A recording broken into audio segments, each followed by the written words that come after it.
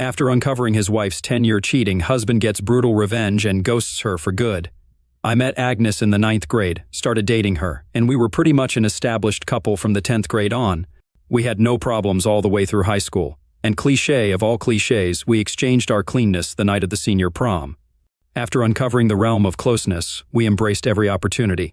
Marriage discussions had been ongoing since the 11th grade, and we had made the decision to wait until college completion before officially getting married. College brought about a transformation in Aggie. In high school, our peers acknowledged our relationship, ensuring that Aggie was left undisturbed by the guys. However, this dynamic changed when we entered college. Although some familiar faces from high school were present, the majority of students came from different places.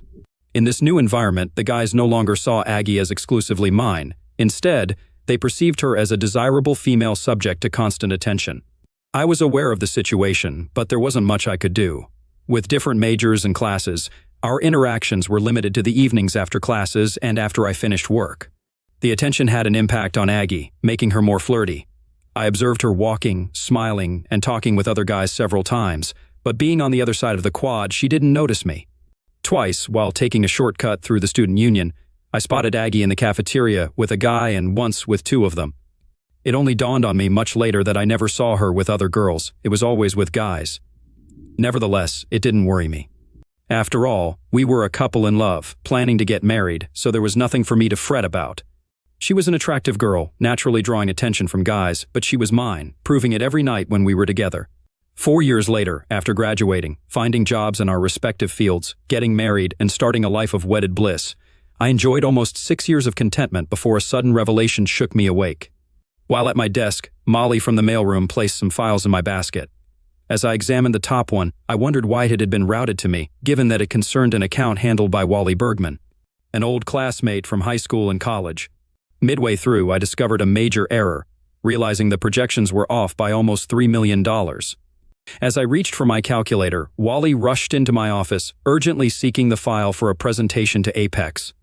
I showed him the error, and he appeared visibly concerned about the mistake. He expressed the urgency of revising it swiftly to avoid any potential consequences. Subsequently, he took the file and left hastily to make the necessary adjustments. It was Thursday, and Aggie always worked late to finalize payroll for the Friday payday. Following my routine, I visited Bud's bar after work for his half-pound ground round and a couple of beers before heading home. Completing my burger and starting my second beer, Wally entered, spotted me, and joined me in my booth. He ordered a beer from Sue and asked her to bring me the bill, mentioning it was a gesture of gratitude for helping him preserve his job earlier that day. I accepted without argument, considering it wasn't a substantial amount. We talked about work, covering various subjects, such as whether we had seen certain individuals or heard about recent events. Then Wally brought up a delicate matter. He expressed his view that I was a nice person and questioned why I tolerated Aggie's behavior. I was confused and told him I didn't understand what he meant. He persisted, asking why I allowed Aggie to behave the way she did. My puzzled response prompted him to realize that I was unaware of something significant. As he attempted to leave, I stopped him and insisted that he stay. I urged him not to leave after dropping such a bombshell. I asked him to sit back down and explain further. Wally complied, expressing his uncertainty and shock that I hadn't been aware of the situation for the past 10 years. When I asked him what he meant, he revealed that Aggie had a questionable reputation. I was too stunned to respond. Wally apologized, regretting that he had brought it up. However, I insisted that he continue and provide more details. He admitted to knowing about Aggie's behavior since high school and confessed his involvement with her. Shocked by this revelation, I insisted that he tell me everything from the beginning without leaving out any details. The unfolding story shocked me, not just the content, but the realization that it had been happening for over 10 years without my knowledge. 2 weeks after senior prom, Wally walked into his cousin George's house, finding George and Aggie together. They both saw him, and since neither objected, he dressed and waited his turn. They took turns until Aggie stopped and said she had to clean up before meeting me after my part-time job at Jessup's Market. Wally and George continued their encounters whenever I was at work. After George got serious with Melody Martin, Aggie was involved with Wally for a while. Then he found her with Mike Bella and Justin Walsh. Wally joined in.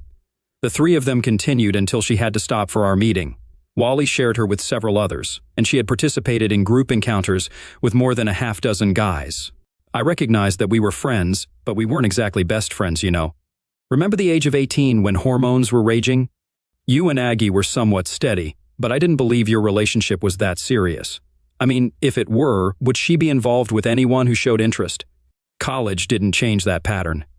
In the first semester as a freshman, Aggie had classes Monday through Thursday and Tuesday through Friday with no classes on Wednesday. Her last class on weekdays ended at 2 or 1, I can't recall your schedule, but when you finished class, you went to work. When Aggie finished class, she headed to a bedroom somewhere. Wednesday turned into an all-day event. Throughout our school years, while class schedules varied, the constant was Aggie engaging after class until you finished work. I might be making it sound like an everyday occurrence, but it wasn't, 2 or 3 times a week. Although most of us were surprised when you and Aggie got married, assuming you must have known what she had been doing. Yet you married her anyway. Some thought maybe you were into the idea of your woman being with other men. Tyler speculated that perhaps you and Aggie were debauchees, but no one remembered seeing you with another girl. However, Aggie was frequently seen with other guys.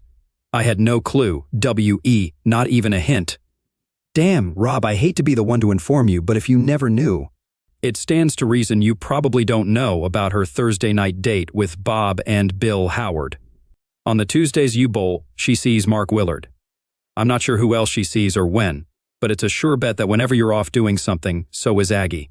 It may not matter much, but I stopped being involved with her when you got married. A single woman is one thing, but messing around with a married woman is a whole different situation. I'm not sure what to say, Wally, and I don't know what I'm going to do, but I'm definitely going to take some action.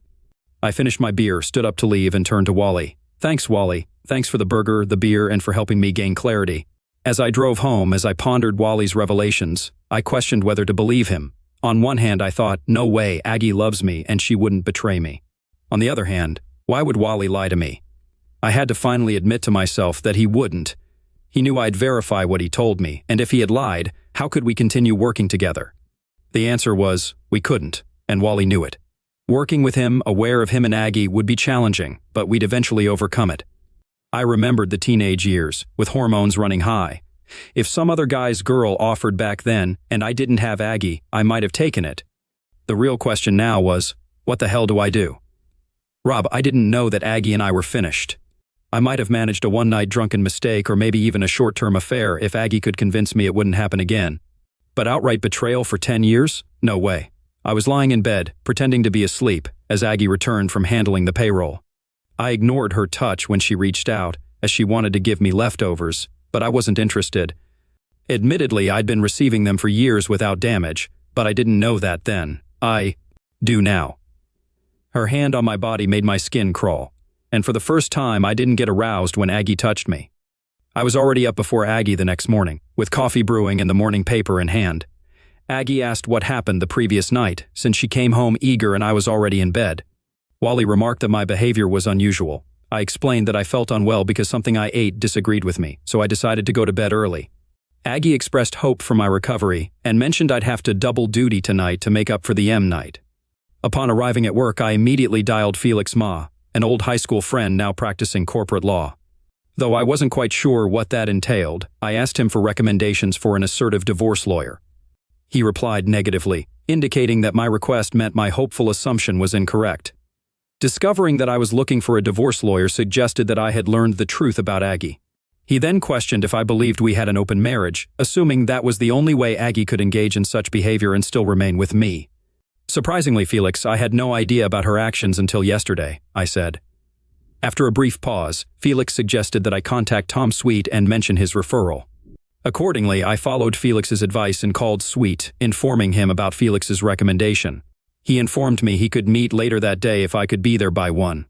I assured him I could, and indeed I did. Sweet informed me that I had various choices, ranging from a friendly separation to a scorched earth policy reminiscent of Attila the Hun. In our state, which was not a no-fault state, infidelity constituted valid grounds for divorce. However, obtaining a divorce based on infidelity required concrete and undeniable evidence. Mere hearsay wouldn't suffice. I inquired about how to gather the necessary evidence, to which Sweet responded by taking a card from his desk and passing it to me.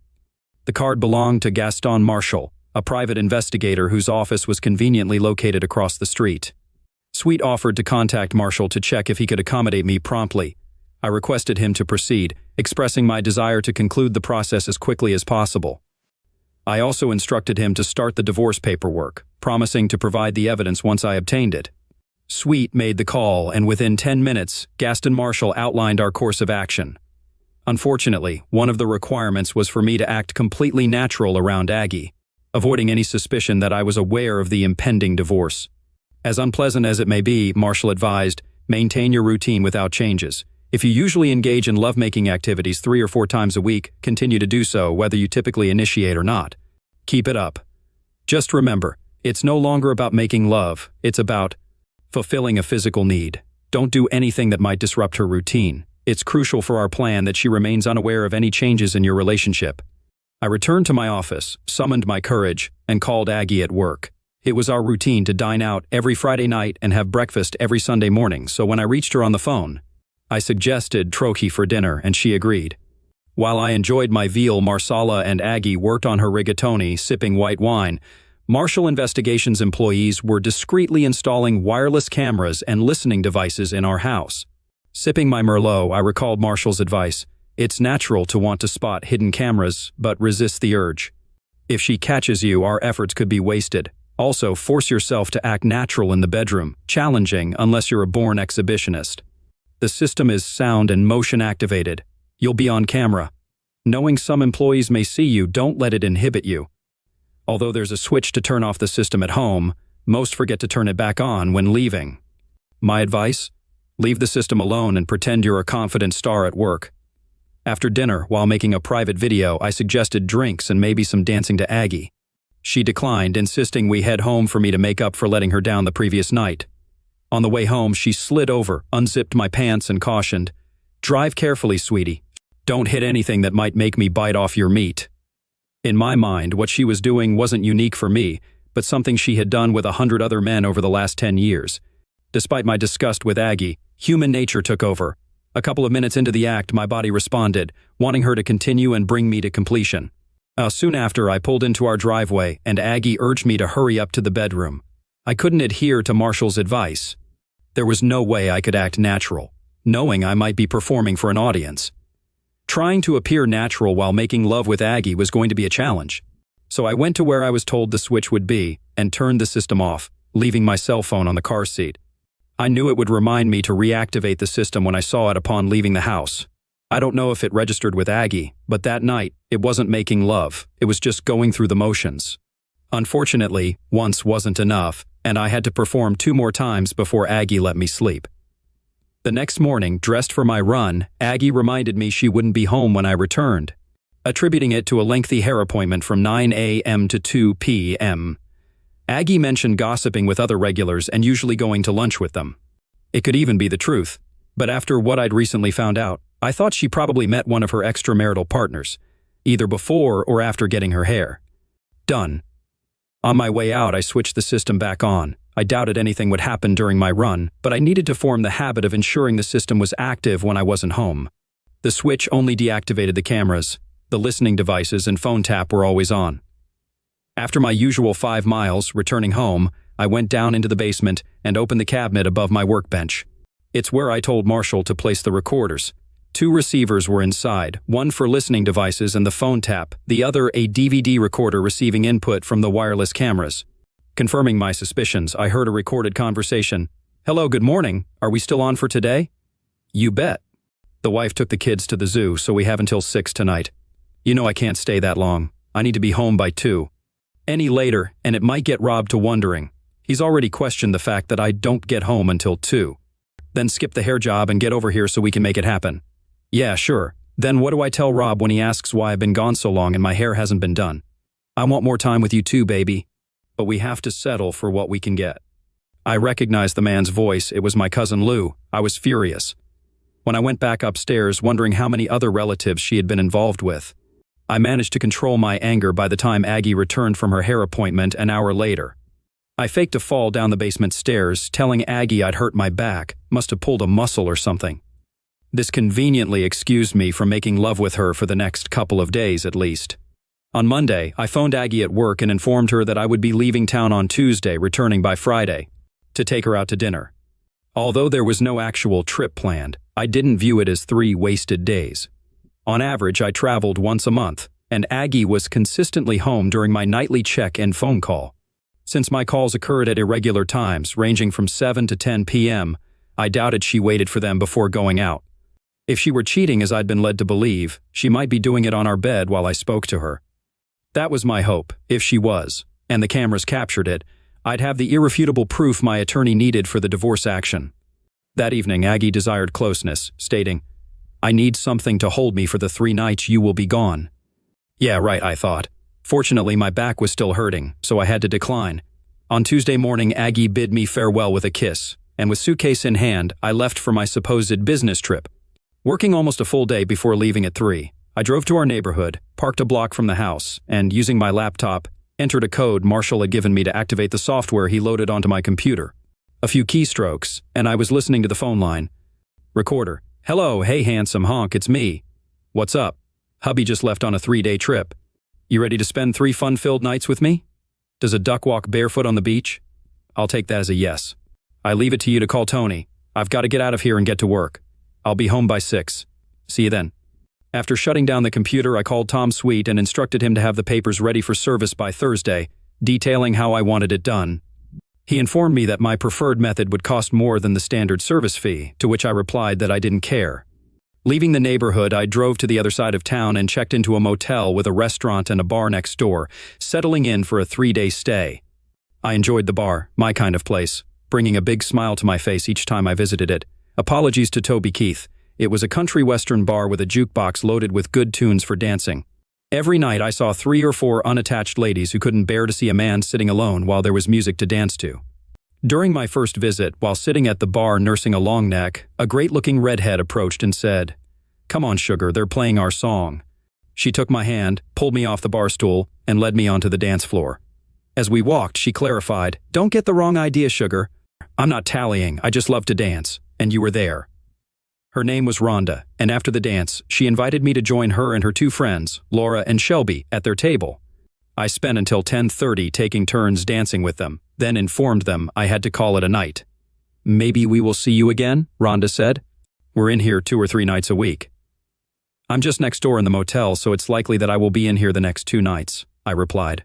I went to bed feeling positive for the first time since my conversation with Wally. The following afternoon at 3:00, I parked a block away from the house and reviewed the footage captured by the wireless cameras the previous night. The 2 men who joined Aggie in the bedroom were notably younger, at least 6 years her junior, and I wondered if Aggie was seeking youthful exuberance. The content was unremarkable, involving straightforward lovemaking activities. While the visual of Aggie with 2 men didn't particularly interest me, I was intrigued by the audio. I was surprised by what I heard, or rather, what I didn't hear. I expected Aggie to ridicule my lovemaking skills, but she never did. Wednesday was uneventful, with my presence only acknowledged when one of the men expressed a wish for more frequent meetings. Aggie clarified that I had priority for her time. However, I overheard Aggie telling them to leave the house by 6 in the morning on both Wednesday and Thursday.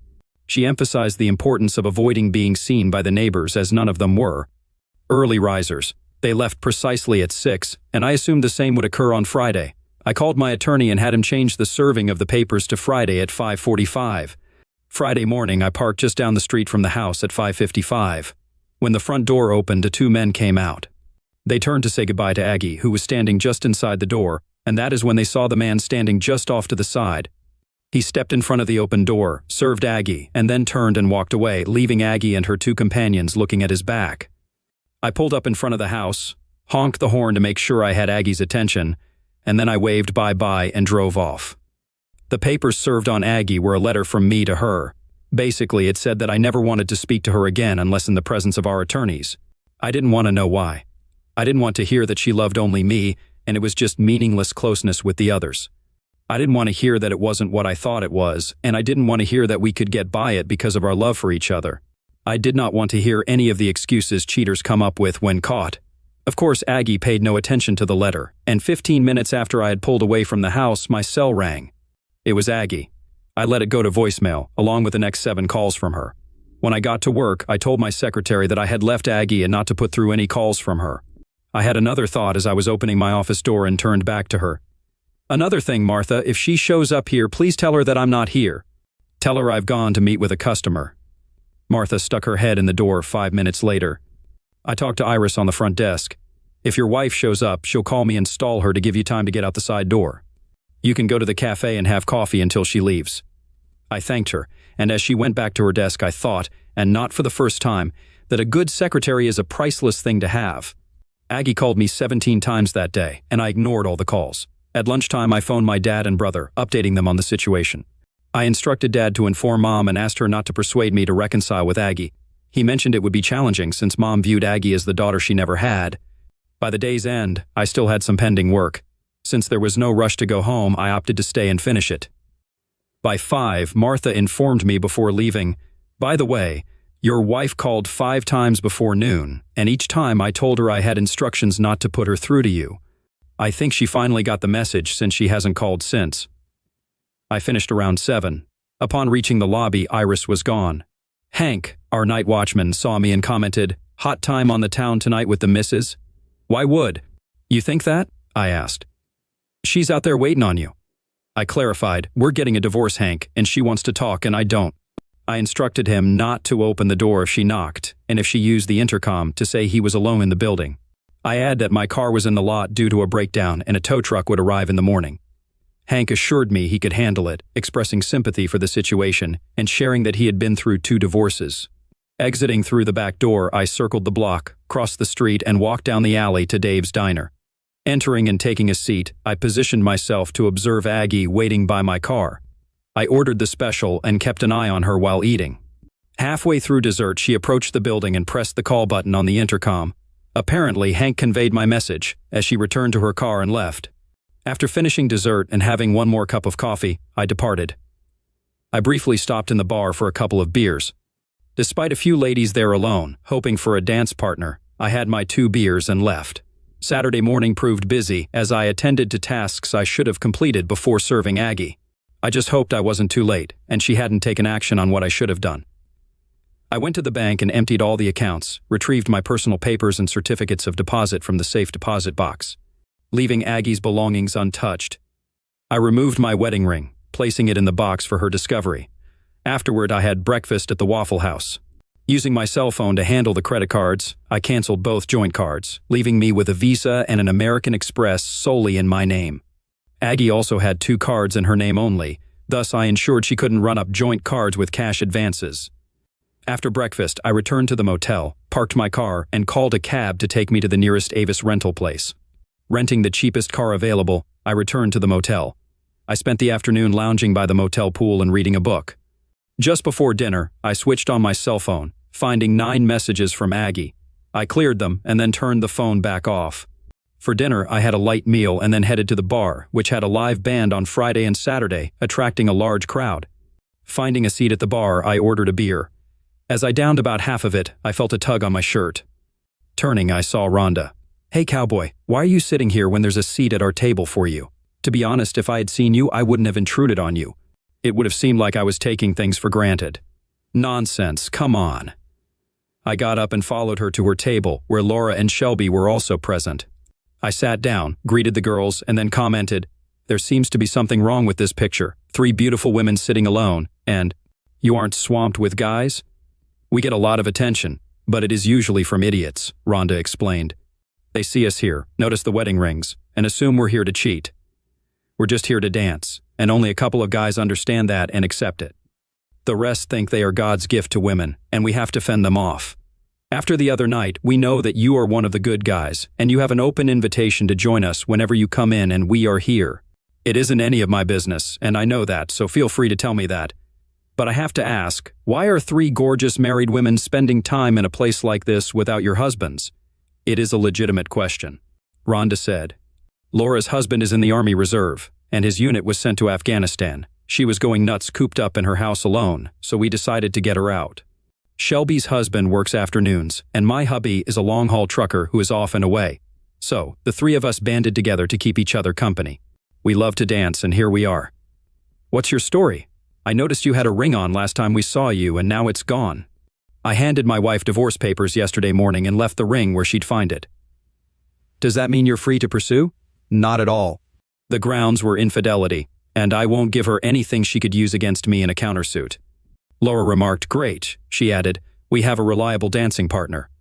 The rest of the evening until closing I danced with the three of them, occasionally sharing them with other guys. They agreed to meet on Sunday. I spent a quiet day by the pool with a book, and Monday I drove the rental car to work. I hoped Aggie wouldn't see my car, assuming I was out of town again, and would stay away. The week passed with 6 to 10 calls daily from Aggie, which I never answered. More than once she called from unfamiliar numbers, but upon hearing her voice, I hung up. Each night after dinner, I stopped by the bar for a beer or two. Rhonda, Laura, and Shelby were there on Wednesday and Friday, so I joined them, dancing until 10 on Wednesday and until closing on Friday. I figured by Saturday, Aggie would realize I wasn't going to talk to her, so I turned in my rental and drove my car to work on Monday. A mistake.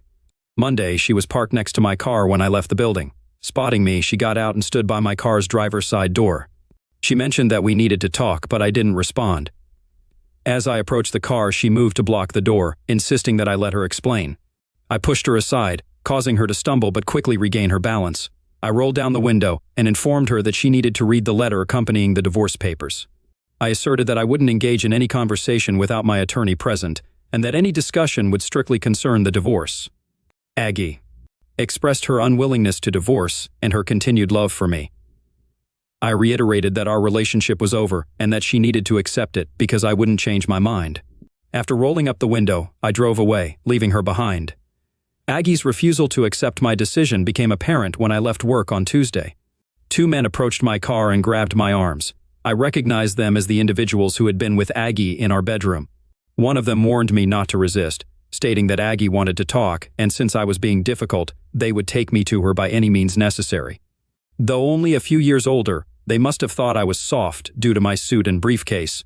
I figured I could handle them. They wouldn't expect an old guy to resist, so I could catch them off guard. Either way, the commotion would draw attention and their kidnapping plan would fail. But then I pondered, do I truly desire this? If Aggie was willing to go to such lengths just to reach me, what might she attempt next if I sent these two back to her battered and bruised? They nudged me into my car and I sat between them, a briefcase on my lap as they drove to the house. They escorted me inside, and Aggie instructed them to seat me in a chair and ensure I remained there. She turned to me and announced that we wouldn't be getting a divorce. As I attempted to rise from the chair, the 2 men pushed me back down and restrained me. One of them warned me to stay still. Aggie declared that we would remain married, but that there would be changes in our lifestyle due to her medical issue, which I had discovered. She expressed regret that I had found out about it, but insisted that I had to accept it now that I knew. She then confessed her love for me, asserting that she wouldn't let me go.